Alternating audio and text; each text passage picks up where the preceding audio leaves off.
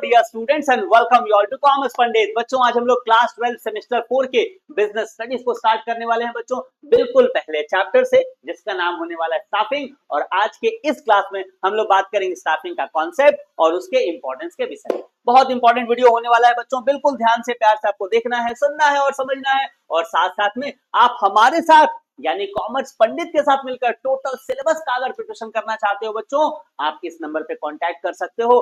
हमारे यहाँ आपको ऑनलाइन लाइव क्लास मिलता है, इनके रिकॉर्डिंग वीडियोस मिलते हैं, सारे पीडीएफ का नोट्स मिलता है और हर महीने आपका एग्जाम्स भी होता है, जिससे हो जाता है आपका जबरदस्त प्रिपरेशन। और ये सब सारा का सारा सिर्फ 499 में आपका कंप्लीट बिजनेस स्टडीज का सिलेबस पूरा हो जाता है। इसके अलावा हम लोग और भी सब्जेक्ट्स का प्रिपरेशन कराते हैं, उनके विषय में जानने के लिए इस नंबर पे कॉल कर लो, कांटेक्ट कर लो। अदरवाइज इस चैनल पे भी बहुत सारे कंटेंट हम लोग अपलोड करते हैं, इस चैनल पे बने रहो, बहुत सारा कंटेंट आपको फ्री में भी मिलेगा।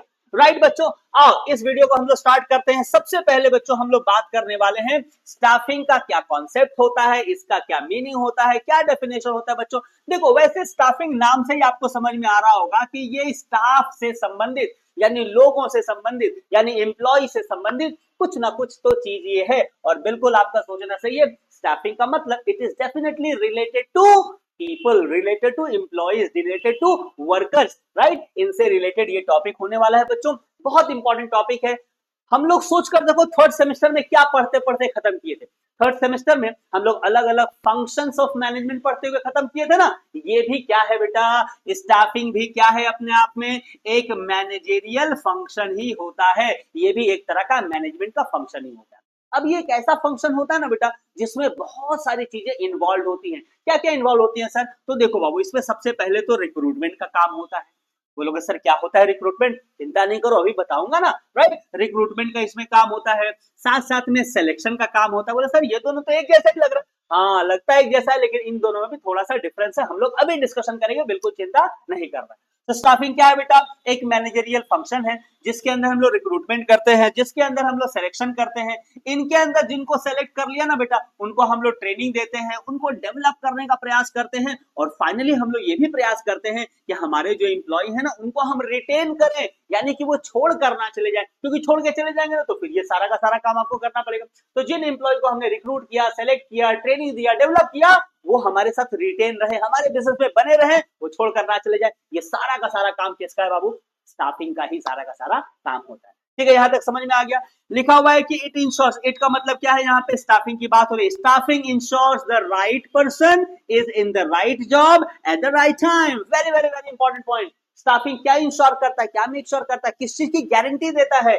कि सही आदमी हो, सही जगह पर उसका सिलेक्शन हो जाए और सही समय पर उसका सिलेक्शन हो जाए। इन तीनों बातों की गारंटी, इंश्योरिटी कौन देता है बाबू? स्टाफिंग देता है। स्टाफिंग मदद करता है ताकि सही पर्सन का सिलेक्शन हो, सही काम पर उसको रखा जाए और सही समय पर रखा जाए। क्लियर है यहां तक? तो आई होप आपको ये डेफिनेशन, इसका मीनिंग, इसका कॉन्सेप्ट जरूर समझ में आ गया होगा। आओ चलो हम लोग आगे बढ़ते हैं और अब बात करते हैं कि इसका क्या इंपॉर्टेंस होता है, इसका क्या महत्व होता है, क्यों स्टाफिंग इतना इंपॉर्टेंट होता है। कहा जाता है कि एक ऑर्गेनाइजेशन का सफल होना या असफल होना स्टाफिंग के ऊपर डिपेंड करता है। अगर आपका मैन पावर अच्छा है, स्टाफ अगर अच्छा है, लोग अच्छे हैं, ऑर्गेनाइजेशन ग्रो करेगा। अगर लोगों में ही प्रॉब्लम है, लोग ही ढीले ढाले हैं, कामचोर लोग हैं, राइट, या डिसऑनेस्ट लोग हैं, राइट, या सेल्फिश लोग हैं, तो फिर क्या होता है? फिर तो ऑर्गेनाइजेशन का डेवलपमेंट कभी भी नहीं हो सकता।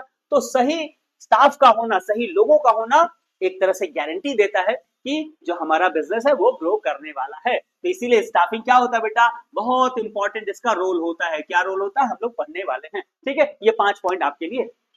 चलो एक एक करके पढ़ते हैं। तो सबसे पहला महत्व क्या है स्टाफिंग का? पहला महत्व यही है कि right people in the right job. सही स्टाफिंग अगर नहीं होगा ना तो पता चलेगा गलत आदमी को आप गलत काम करवाने लगेंगे। अब सोच कर देखो, तो कोई सचिन तेंदुलकर को बोलता है कि चलो तुम गाना गाओ, और सोच कर देखो जुबिन नौटियाल को कोई बोलता है कि चलो तुम क्रिकेट खेलो, तो दोनों का करियर का क्या होता है आप सोच कर देखो। तो आपका स्टाफिंग का काम होता है कि सही पर्सन को सही जगह पर वो एम्प्लॉय करे, सही पर्सन को सही जगह पर वो रिक्रूट करे। ये काम किसका होता है बेटा? स्टाफिंग का होता है। और स्टाफिंग इसलिए इंपॉर्टेंट होता है कि वो सही लोग को, सही पर्सन को सही जगह पर क्या करता है, एम्प्लॉय करता है, उनको रखता है ताकि वो अपने काम को कर सके। ठीक है, ensure roles are filled with qualified candidate, ये इंश्योर करता है कि जो कैंडिडेट क्वालिफाइड है, अब यहाँ क्वालिफिकेशन का मतलब सिर्फ एजुकेशनल क्वालिफिकेशन से नहीं है, उनका नॉलेज कैसा है, उनका स्किल कैसा है, ऑब्वियसली एजुकेशनल क्वालिफिकेशन कैसा है, एक्सपीरियंस कैसा है, उनका कॉमन सेंस कैसा है, इन सारी बातों को ध्यान में रखते हुए सही पर्सन को सही जॉब पे रखना, ये महत्व है किसका बेटा, वो इंपॉर्टेंस है किसका, स्टाफिंग। क्लियर है। दूसरा इसका क्या इंपॉर्टेंस है, इंक्रीजिंग एफिशिएंसी। देखो हर जब लेबर आता है, नया कोई फ्रेशर जब आता है ना, तो वो कच्चे मिट्टी की तरह होता है बाबू, और जिस तरह से उसको ढाला जाता है ना, वैसा उसका रूप, वैसा उसका शेप हो जाता है, और यही काम कौन करता है, स्टाफिंग करता है।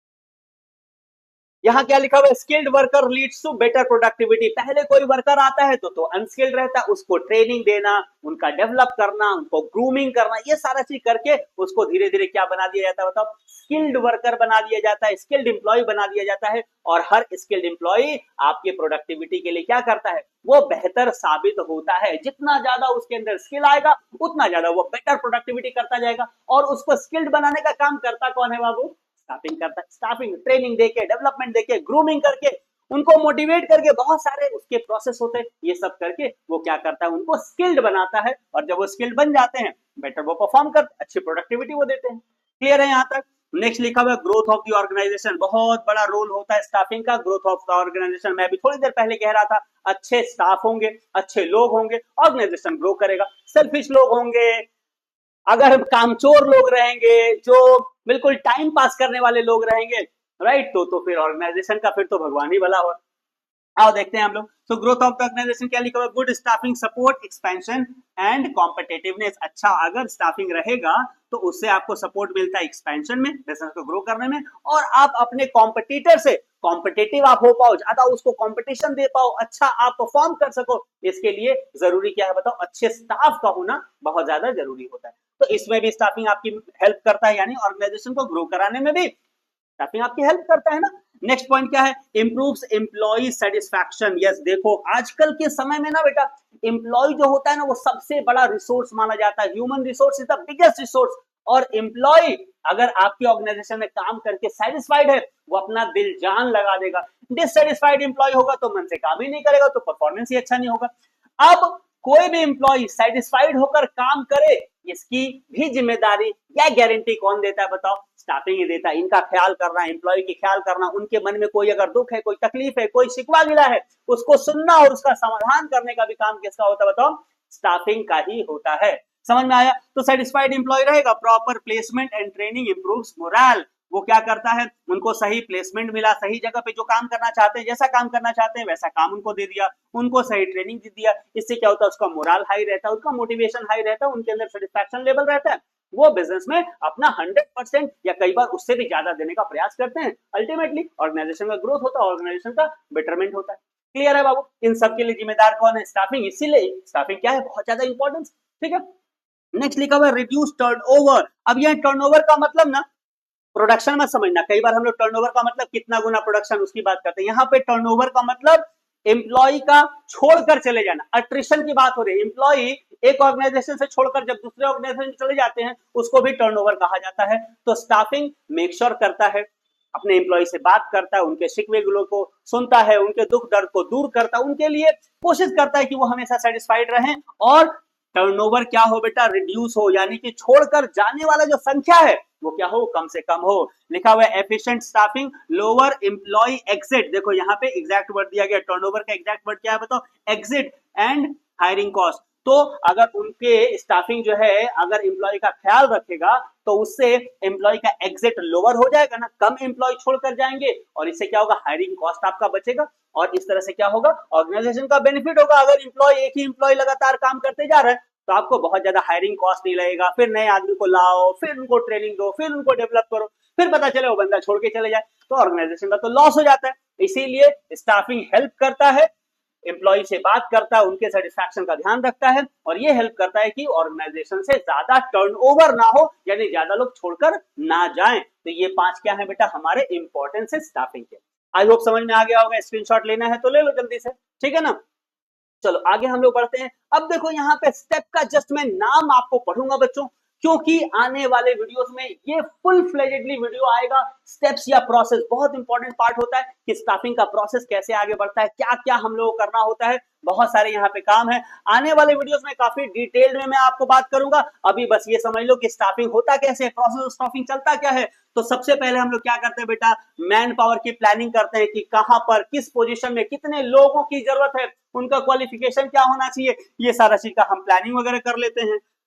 फिर रिक्रूटमेंट करते हैं। आप बोलोगे सर रिक्रूटमेंट क्या होता है, एक वर्ड में समझ लो ना, लोगों को अट्रैक्ट करना, पोटेंशियल जो कस्टमर है या जो इंप्लॉइज है उनको अट्रैक्ट करना, क्या होता है रिक्रूटमेंट। उसके बाद जितने लोग हमारे आ गए इंटरव्यू वगैरह में आ गए, उनमें से उनका सिलेक्शन करना, सिलेक्शन करने के बाद उनको उनके जॉब में प्लेसमेंट देना, फिर उनको क्या करना बेटा, उनका ओरिएंटेशन या इंडक्शन कराना। ये सब मैं आने वाले वीडियोस में आपको डिटेल्स में बताऊंगा। ये सारे क्या है हमारे स्टेप्स हैं, और भी यहाँ पे स्टेप्स हैं। इन सारे चीजों को हम लोग आने वाले वीडियोस में काफी डिटेल में डिस्कशन करने वाले हैं, तो बिल्कुल चिंता नहीं करना है।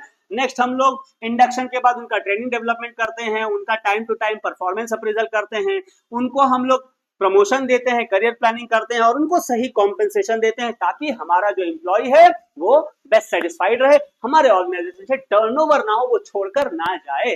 ठीक है बाबू, तो समझ में आया, ये बिल्कुल पहला वीडियो था, राइट। आई होप आपको जो हम लोगों ने पढ़ा, यानी कि क्या होता है स्टाफिंग, क्या होते हैं इसके इंपॉर्टेंस, राइट, और इसके स्टेप्स या प्रोसेस का जस्ट हम लोगों ने स्टेप समझा। आने वाले वीडियोस में हम लोग और बहुत सारे टॉपिक के ऊपर डिस्कशन करेंगे। इसके ऊपर तो पूरा का पूरा मैं वीडियो ही दूंगा, कोई टेंशन वाली बात नहीं है। बाकी जाते जाते फिर कहूंगा बच्चों, अगर आप फुल ऑन पढ़ना चाहते हो, जबरदस्त प्रिपरेशन करना चाहते हो, इस नंबर में कॉल करो। एडमिशन ऑलरेडी शुरू हो चुका है बच्चों, आप लेट ना हो जाओ, इसीलिए मैं बार बार कह रहा हूं जल्दी से ज्वाइन कर लो, हम और आप मिलकर जबरदस्त प्रिपरेशन करेंगे। बाकी ये वीडियो कैसा लगा जरूर से जरूर बताना बच्चों। अगर अच्छा लगा होगा तो लाइक करना, कमेंट करना, अपने सारे फ्रेंड के साथ जरूर से जरूर शेयर करना बच्चों। Thank you so very much, wish all the very best, जय हिंद।